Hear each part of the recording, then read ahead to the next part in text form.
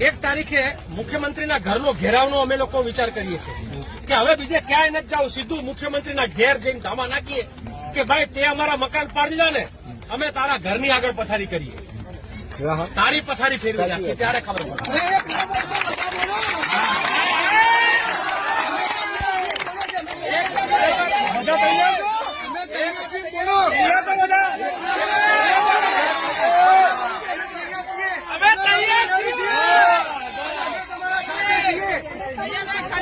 બેન. બીજું મને આ દીકરી બોલતી હતી ને ત્યારે મારો હૃદય રડતો હતો. મને અંદરથી એમ થતું હતું કે આ ગુજરાતનો નાગરિક હું છું અને હું ઝૂંપડપટ્ટીમાંથી બહાર આવેલો માણસ તરીકે હું બીજા ઝૂંપડપટ્ટીના દુઃખ સમજી શકું છું કે નથી સમજી શકતો.